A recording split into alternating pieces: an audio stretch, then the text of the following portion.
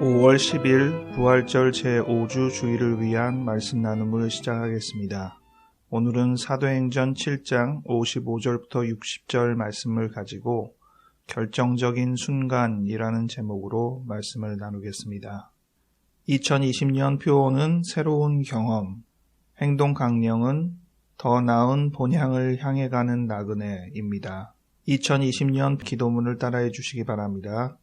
우리를 새롭게 하시는 하나님을 찬양합니다. 우리가 경험하는 모든 일들이 주님의 계획과 섭리 안에 있음을 고백합니다. 놀라운 하루를 열어주소서. 우리가 맞이하겠습니다.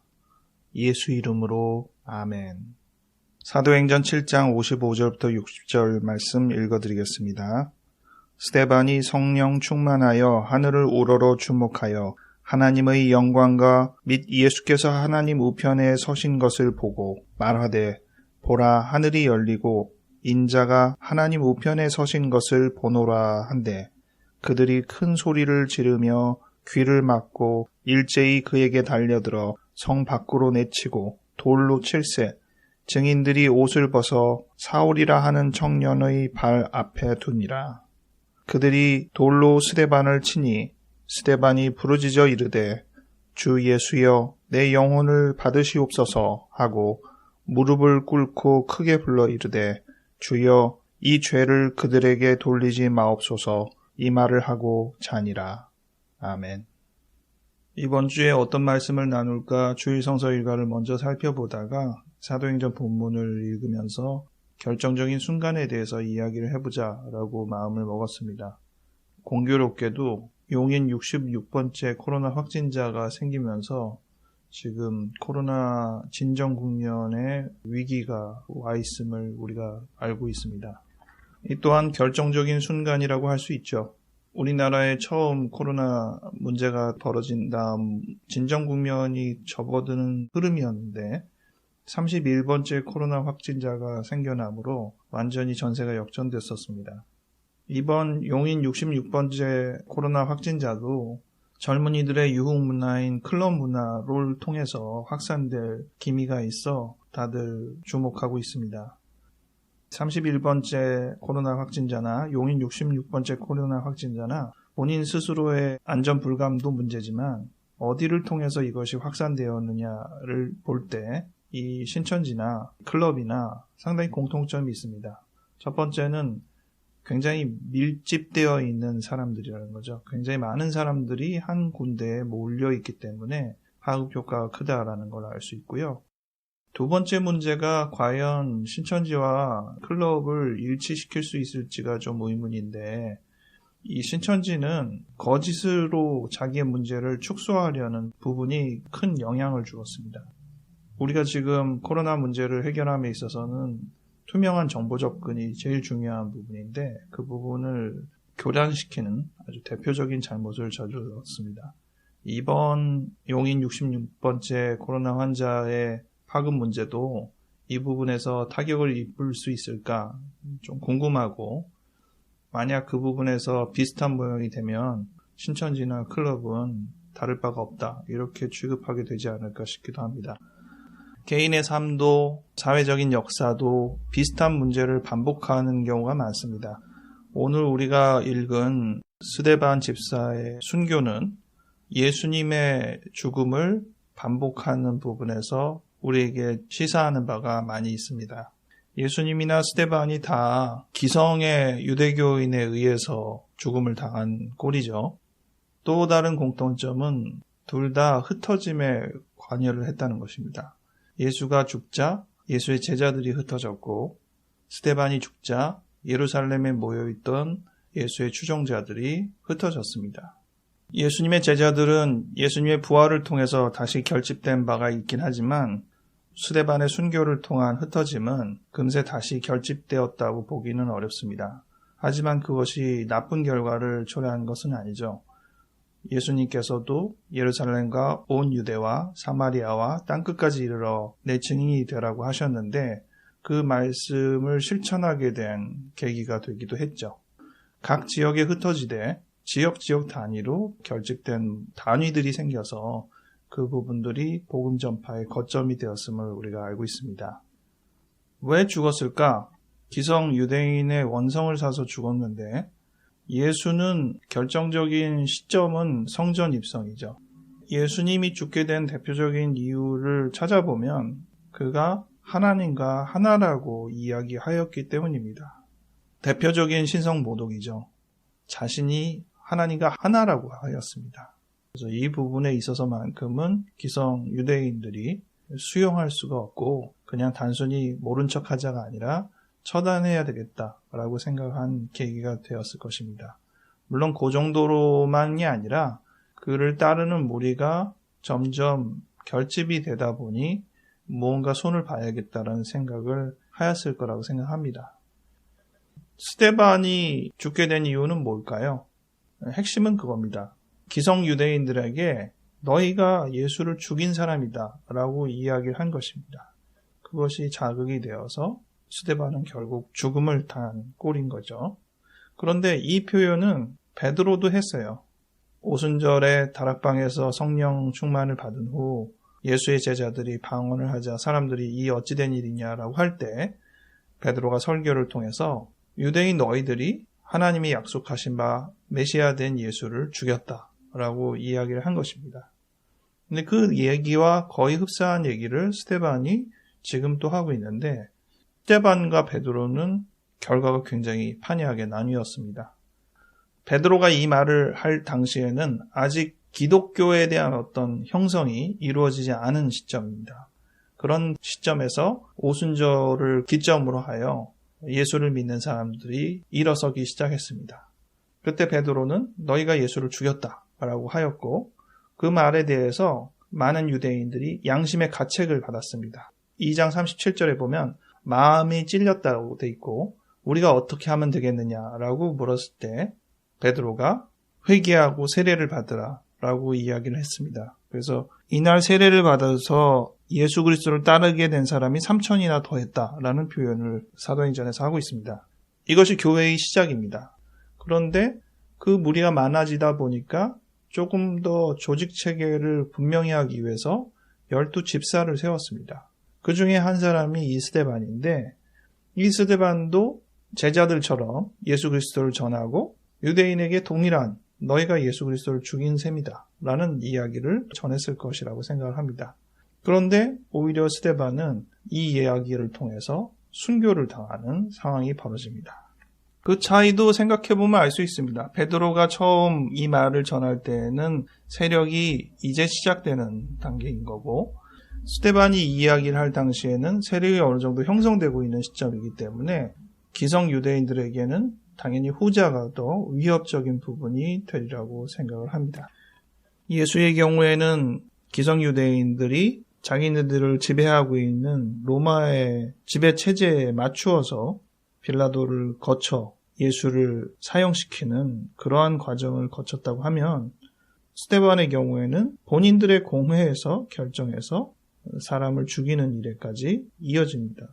이것도 생각해보면 참 특이할 일이에요. 예수님도 이렇게 공회에서 그들끼리 예수의 얘기가 신성모독이라고 판단하고 처형할 수도 있는 사실이라고 볼 수 있거든요. 그렇다면 유대인의 법에 기초하여 돌로 쳐 죽였을 가능성이 높겠죠. 그런데 유대 지도자들은 그런 선택을 하지 않고 예수를 로마법을 거쳐서 사형수의 형틀인 십자가에 못 박혀 죽게 했습니다. 이 또한 좀 전략적인 부분이 아닌가.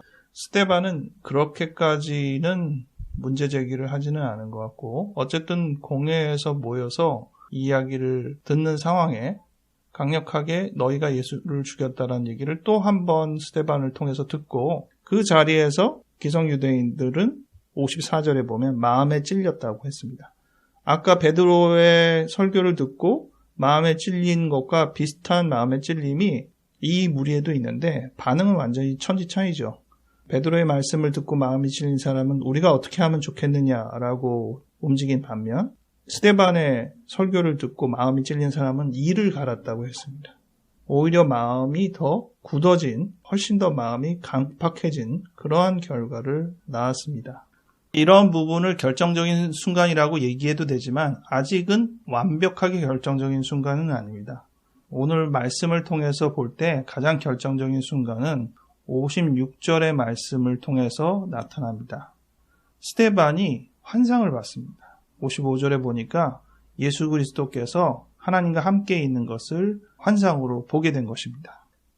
그는 성령에 충만하여 본 그대로를 말했습니다. 56절에 보라 하늘이 열리고 인자가 하나님 우편에 서신 것을 보노라. 이게 가장 결정적인 표현입니다. 참다 못해서 이 상황에서 유대인들은 들고 일어났습니다. 57절에 보니까 소리를 지르고 귀를 막고 달려들어서 성 밖에 내치고 돌로 쳤다고 했습니다. 그 전까지 이 이야기가 쌓이고 쌓여서 터졌다고도 볼 수 있지만 최소한 이 이야기만 아니었으면 어떻게든 넘어갈 수도 있었을 법한 그러한 시점입니다. 결정적인 순간입니다. 그런데 생각해 보세요. 환상을 본다는 것은 감격스러운 일일 수도 있지만 현실적이지 않은 것을 경험하는 겁니다. 그러니까 이렇게 표현하는 것이 추종자들한테는 좋은 표현이 될지 모르지만 추종하지 않는 사람한테는 미친놈 취급하기 딱 좋은 표현입니다. 스데반이 예수 그리스도를 인정하지 않는 사람들 앞에서 막 얘기하다 갑자기 어느 순간 자 보십시오. 하늘에 지금 예수 그리스도께서 하나님과 함께 있습니다. 라고 얘기를 하면 쟤 좀 정신이 이상한 것 같아. 빨리 내보내자. 라고 공회에서 그냥 쫓아내면 됩니다. 굳이 죽일 필요가 없어요. 그런데 왜 이 공회에 모인 유대 지도자들과 기성 유대인들은 그렇게 흥분하면서 흥분이 느껴지잖아요. 소리 지르고 귀를 막고 달려들어 성 밖으로 내치고 그냥 얌전하게 해도 되는데 굳이 그렇게 되는 것은 본인들도 흥분했다는 것이잖아요.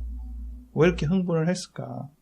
저 사람 이상한 사람이라고 취급하면 그만이지 왜 그렇게까지 본인들의 평정심을 잃게 되었을까?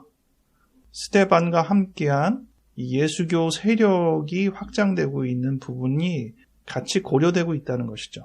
이 세력이 점점 커지고 있기 때문에 이걸 그냥 묵과할 수 없고 그냥 이상한 사람으로 취급할 수가 없는 것입니다. 그냥 단순히 세력이 있기 때문이 아니겠죠. 그 세력이 점점 커져서 본인들이 통제할 수 없는 지경까지 이를 것이다라는 걱정 때문입니다. 통제 불능의 우려를 갖고 있기 때문입니다.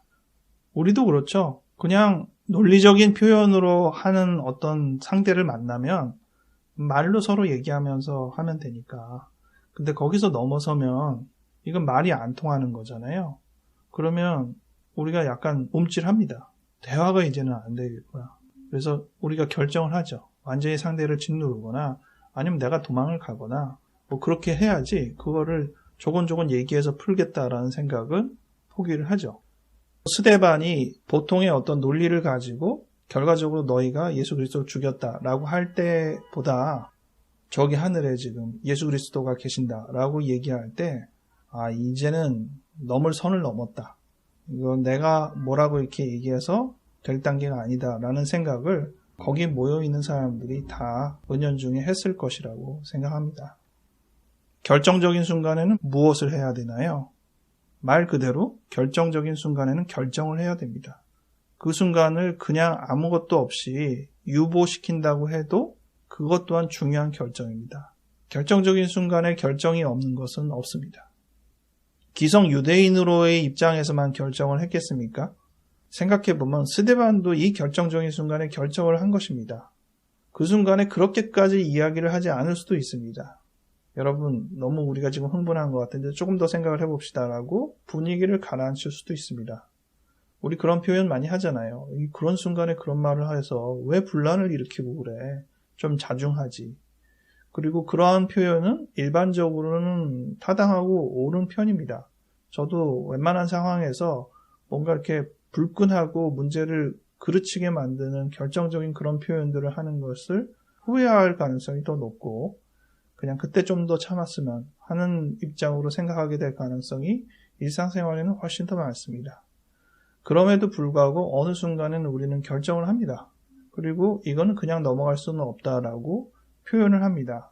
그 표현이 상황을 굉장히 어렵게 만드는데도 불구하고 분란을 일으키는 줄 아는데도 불구하고 더 이상 양보할 수 없이 표현을 할 시점이 있습니다.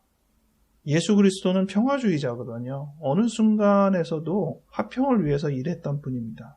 근데 그분이 두 집단의 심각한 분열을 경험하며 심지어는 그 분열 때문에 타인을 죽이고자 하는 그런 생각이 들고 일어난 상황까지 그 상황을 그대로 몰고 가셨습니다. 그렇게 결정하신 겁니다. 그게 쉬운 결정이 아니죠. 특히 평화주의자 입장에서는. 그럼에도 불구하고 예수 그리스도는 이것은 양보할 수 없는 순간이다 라고 판단을 하신 것이고, 스데반 또한 이 부분은 양보할 수 없는 부분이다 라고 본인의 마음속에 결정을 한 것이라고 생각합니다. 우리 일상의 많은 결정을 생각해 봅시다. 그 부분이 꼭 아주 신앙적인 그런 입장이 아니라도 우리 상황 속에서 많은 결정이 있죠. 그리고 결정은 지금처럼 이쪽 측면과 저쪽 측면, 두 양면의 측면에서 다 결정적인 시점입니다.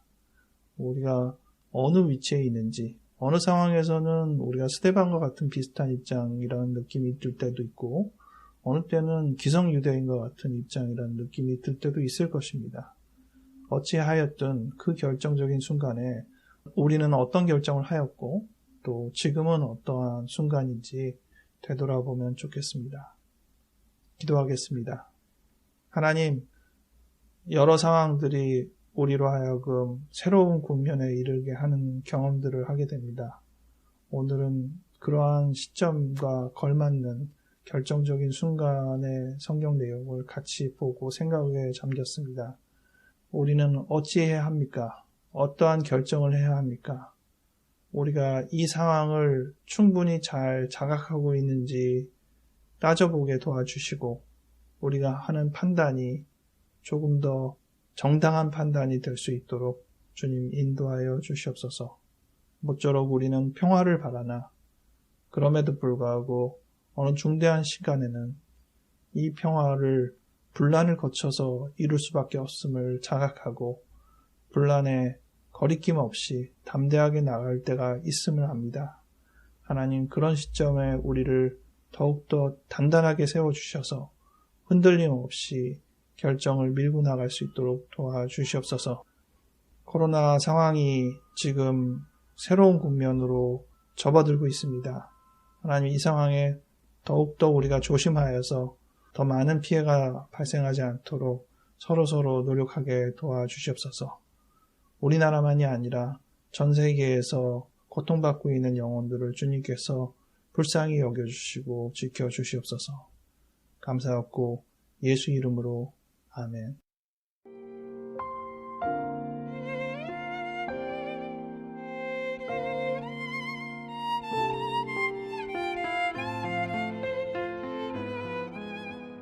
녹음하고 있는 5월 9일 지금 비가 오네요. 우리 마음을 적셔줄 고마운 단비처럼 여기고 싶습니다.